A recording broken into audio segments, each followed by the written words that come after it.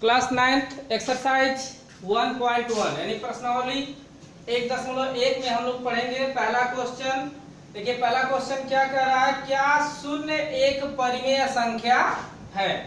क्या इसे आप P बाई Q के रूप में लिख सकते हैं, जहां P और Q पूर्णांक है और Q नॉट इक्वल टू 0 यानी Q की वैल्यू 0 नहीं।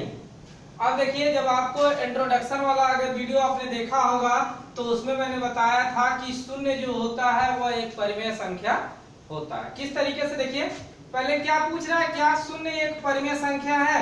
तो आप जो उत्तर लिखेंगे, आंसर लिखेंगे, उसमें पहले तो आप लिख देंगे हाँ, यानी शून्य एक परिमेय संख्या है। क्या आप इसे P बाई Q के फॉर्म में लिख सकते हैं? तो P बाई Q के फॉर्म में आप क्या कर सकते हैं, शून्य को लिख सकते हैं। क्यों? क्योंकि मान लीजिए 0 है तो 0 के बटे आप 1 तो लिख ही सकते हो। कंडीशन क्या आपको बताया गया है कि Q जो है वह नॉट इक्वल टू 0 है। परिमेय संख्या में क्या कंडीशन दिया जाता है कि P बाई Q के फॉर्म में जिस भी संख्या को आप लिख सकते हैं वह सभी संख्याएं क्या कहलाती हैं, परिमेय संख्याएं कहलाती हैं।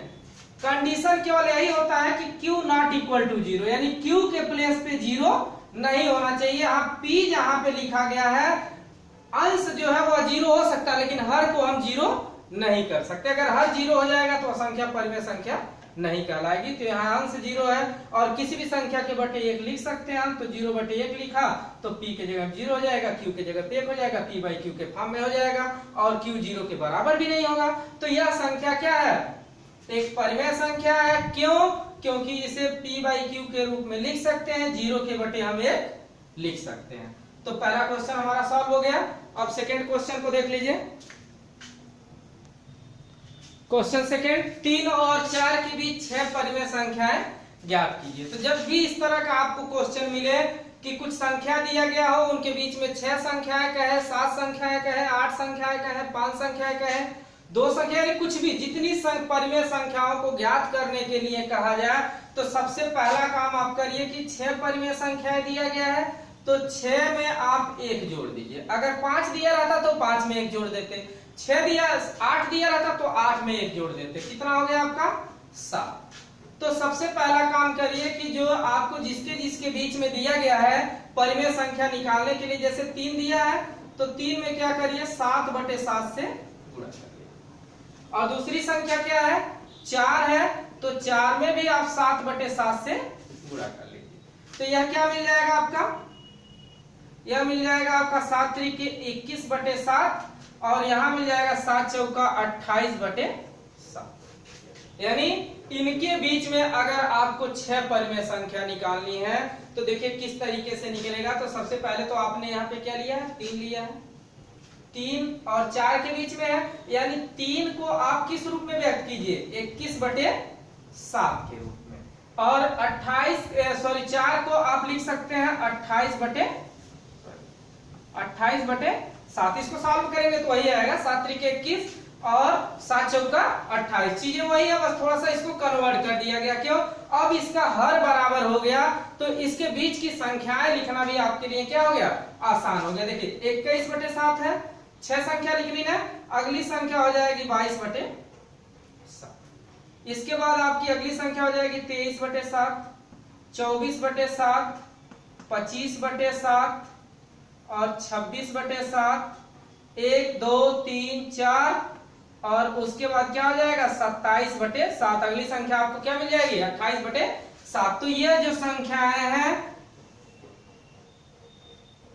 22 के बटे 7, 23 के बटे 7, 24 के बटे 7, 25 के बटे 7, 26 बटे 7 और 27 बटे 7, यह संख्याएं 3 और 4 के बीच की 6 परिमेय संख्या हो गई। क्योंकि ये भी संख्या क्या है, P बाई Q के फॉर्म में, और क्या है, इन दोनों के बीच की ये संख्या। देख लीजिए कोई भी संख्या है, 21 बटे 7 था ना, तो 21 के बाद क्या आएगा, 22 आएगा। तो 21 से ज्यादा 21 बटे 7 से अधिक है और 28 बटे 7 से संख्या क्या है, कम है। तो दोनों के बीच की संख्या हुई ना। तो इस तरीके से इस क्वेश्चन को करना आपको क्या है कि जितनी संख्याएं पूछेगा उसमें 1 जोड़ दीजिएगा और उसके अंश और हर में उसी संख्या से गुणा करके संख्या को बना लीजिएगा और सीरियल से आप लिख लीजिएगा। क्वेश्चन नंबर सेकेंड हमने सॉल्व कर लिया। अब आप क्वेश्चन नंबर 3 को देखेंगे। जिस तरीके से हम लोग क्वेश्चन सेकंड को सॉल्व किए थे दूसरे क्वेश्चन को, उसी तरह से तीसरे क्वेश्चन को भी हम सॉल्व करेंगे। देखिए कह रहा 3/5 और 4/5 के बीच 5 परिमेय संख्याओं को ज्ञात कीजिए। तो आपको बताया गया कि क्या गया था कि जितनी परिमेय संख्या पूछ रहा है, जैसे 5 पूछ रहा है तो 5 में 1 को जोड़ दीजिए, कितना मिल गया? 6 मिल गया। अब जिनके बीच में कह रहा है उसके अंश और हर में हम किससे गुणा कर देंगे? 6 से। जैसे 3 × 6/5 × 6। और यहाँ क्या कर लेंगे हम? 4 × 6/5 × 6। तो 6 तरीके क्या हो गया? 18/6 = 30 हो गया। और यहाँ क्या हो जाएगा? 6 चौका 24 और बटे 6×5 = 30। ये निकल गया। अब इन दोनों के बीच में यानी 3/5 को हमने लिख लिया किस फॉर्म में? 18/30 के फॉर्म में। तो 18/30 हो गया ये। और इधर लिख लीजिए आप 24/30। इन दो इनके बीच में हमें कितनी संख्याएं लिखनी है? 5 संख्याएं लिखनी है। तो 18 के बाद क्या आएगा? 19 के बटे हमने क्या लिख दिया? 30। फिर क्या लिख लेंगे? 20/30, 21 के बटे 30 और 22 के बटे 30। अगली संख्या हो जाएगी 23/30। तो ये क्या हो गई? 1 2 3 4 5। ये जो 5 संख्याएं हुई 19 के बटे 30, 20 के बटे 30, 21 के बटे 30, 22/30 और 23/30।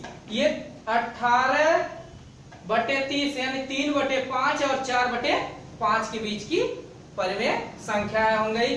कुछ बच्चों के मन में कंफ्यूजन होगा क्योंकि जो एनसीईआरटी बुक दिया है उसमें आंसर ये नहीं दिया है, आंसर में कुछ और ही दिया।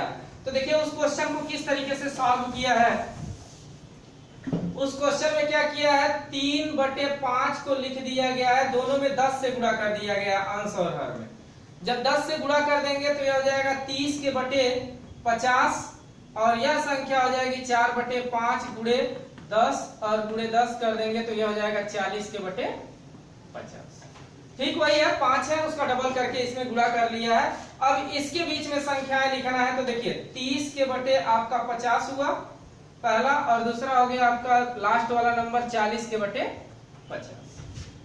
यानी यह संख्या ठीक वही है। देखिए अगर कैंसिल किया जाए 3/5 है और यह संख्या आपका 4/5 है। अब इसके बीच की संख्या लिखनी है। 30 के बाद क्या आएगा? 31 के बटे 50, 32 के बटे 50, 33 के बटे 50 और 34 के बटे 50 और ये 35 के बटे 50। तो इस तरह के इससे इसको लिख सकते हैं, लेकिन आप पहले ही तरीके से लगाइएगा, वो काफी बेस्ट होता है क्योंकि सब में वही रूल फॉलो होता है। आपके मन में कंफ्यूजन रहेगा, सर आपने 10 से गुणा किया, हम किससे गुणा करें? तो उसी तरीके को अपनाइएगा। आप ये मत सोचिएगा आपका क्वेश्चन गलत है, आपका क्वेश्चन बिल्कुल सही होगा। आप इसके कंफ्यूजन में मत रहिएगा। तो इस क्वेश्चन को आप जिस तरीके से चाहेंगे उस तरीके से लगा लीजिएगा। देखिए चौथा प्रश्न जो है, निम्नलिखित कथन सत्य है या असत्य?